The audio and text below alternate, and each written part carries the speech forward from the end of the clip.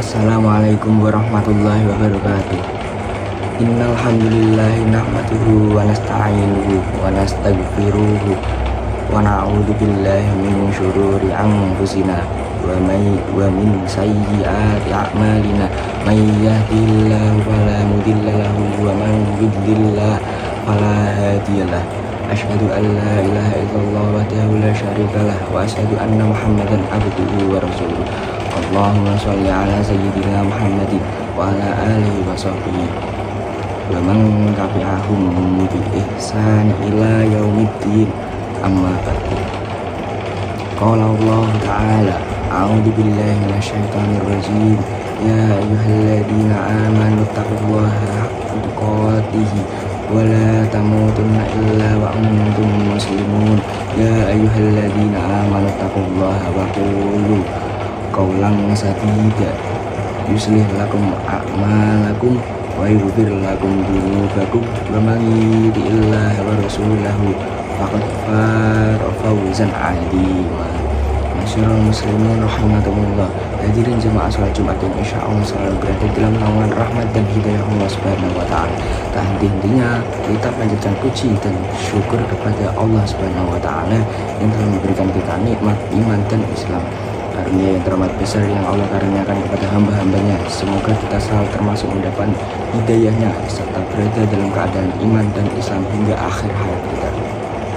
Dan tentunya kita bersyukur kepada Allah atas nikmat berbagai kehidupan yang masih diberikan kepada kita, sehingga pada kesempatan ini kita masih dapat beribadah kepadanya, dapat mengingatnya serta memujinya. Pujian hanya layak dimiliki oleh Allah.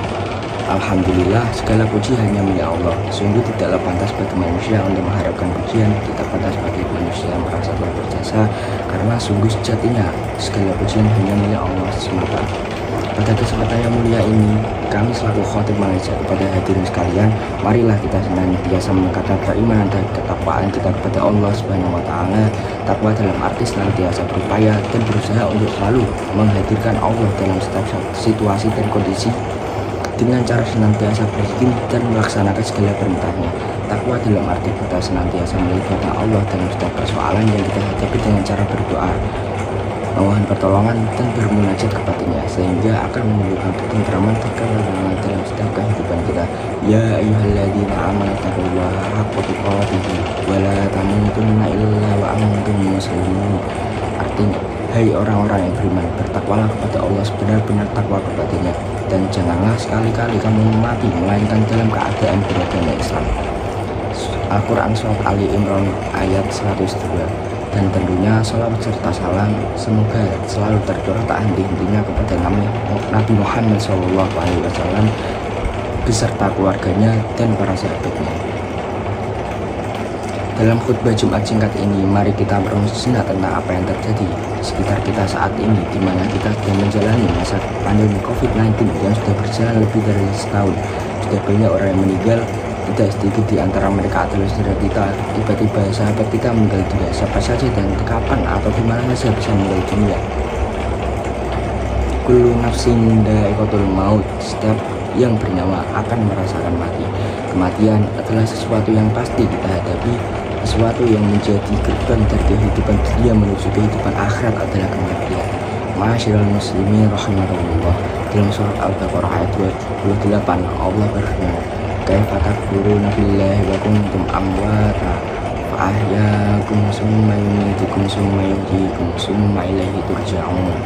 Bagaimana kamu ingkar kepada Allah padahal kamu tadinya mati, lalu Dia menghidupkan kamu, kemudian Dia mematikan kamu, lalu Dia menghidupkan kamu kembali, kemudian kepadanya lah kamu dikembalikan. Dalam tafsir Ibnu Katsir dijelaskan bahwa ayat ini menjelaskan akan kekuasaan Allah, dan sungguh aneh orang yang ingkar kepada Allah sementara manusia awalnya tiada, lalu Allah menjadikan ada di muka bumi ini. Ayat ini juga menunjukkan bahwa kita semua pasti mati, dan kita semua pasti akan dibangkitkan kembali setelah kematian itu.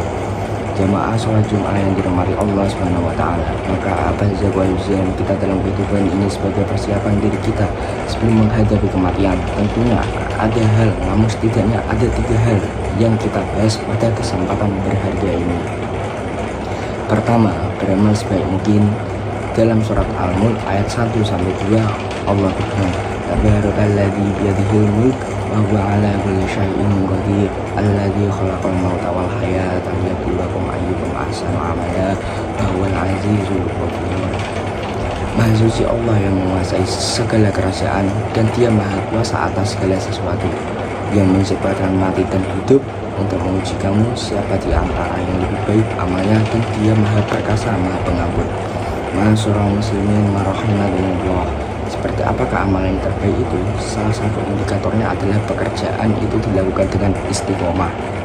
Dalam hadis riwayat Abu Hurairah, Rasulullah SAW bersabda, fa inna khairal amali idwamu wa in qol, sesungguhnya sebaik-baik pekerjaan adalah rutin ataupun berkelanjutan meskipun itu sedikit. Beramal sebaik mungkin juga berarti bahwa pekerjaan itu kita lakukan dengan seikhlas mungkin, semaksimal mungkin, dan dengan sesempurna mungkin, baik dalam interaksi kita kepada Allah maupun kepada sesama manusia. Dalam tiap amal kita praktikan dalam diri kita bahwa bisa jadi kita adalah amal terakhir kita. Ma'asyiral muslimin rahimakumullah. Yang kedua, menyiapkan amal yang terus mengalir pahalanya. Di antara yang dapat kita persiapkan adalah dengan mempercepat amal jariah, ilmu yang bermanfaat, serta mendidik anak kita menjadi anak yang soleh yang dapat mendoakan kita kelak, sebagaimana hadis Rasulullah SAW. An Abi Hurairah radhiyallahu anhu anna Nabiyya sallallahu alaihi wasallam qala idza matal insan qata'a anhu amaluhu illa min salasah sadaqatin jariyatin wa ilmin sunnataqul ulubi waladin shalihin yad'ullah. Diriwayatkan oleh Abu Hurairah bahwa Rasulullah SAW berkata, jika manusia mati maka terputuslah amalnya kecuali 3 perkara: sedekah jariah, ilmu yang bermanfaat, dan anak soleh yang selalu mendoakan orang tuanya. Hadis riwayat Muslim. Yang ketiga, berdoa agar diberikan husnul khotimah. Apa sih yang dimaksud husnul khotimah? Di antara tanda utama husnul khotimah ialah apa ia mengucap kalimat la ilaha illallah di akhir hayatnya. Dalam sebuah hadis sahih yang diriwayatkan oleh Abu Dawud, Rasulullah SAW bersabda, maka akhir kalamihi la ilaha illallah dakhala jannah. Dan siapa yang akhir perkataannya adalah la ilaha illallah, maka dia akan masuk surga. Indikator lainnya dari seorang yang husnul khotimah apabila ia mengerjakan pekerjaan baik di akhir hidupnya. Qala Rasulullah SAW, idza aradallahu bi'abdin khairas ta'amala wabillahi kaifatas. Apabila Allah menghendaki kebaikan kepada seseorang, maka Allah akan membuatnya beramal. Para sahabat bertanya, bagaimana membuatnya beramal? Dia menjawab, Allah akan memberikan taufik padanya untuk melaksanakan amal soleh sebelum dia meninggal. Hadis riwayat Ahmad dan Tirmidzi. Selain berusaha dengan segenap amal saleh untuk mencapai husnul khotimah, kita juga harus selalu berdoa agar Allah memuwaffaqkan kita dalam keadaan husnul khotimah. Akhirnya kita menjadi hamba Allah yang berhasil dalam mempersiapkan kehidupan kita, yang untuk meningkatkan keimanan dan ketakwaan kita kepada Allah Subhanahu wa Ta'ala, dan Allah menjadikan kita sebagai orang-orang yang wafat dalam keadaan husnul khotimah. Minalladzina sayaquluna bil iman wa la taj'al fi qulubina lilladzina amanu rabbana innaka ra'ufur rahim rabbana dzalamna anfusana wa illam taghfir lana wa tarhamna lanakunanna minal khasirin rabbana atina fid dunya hasanah wa fil akhirati hasanah wa qina adzabannar.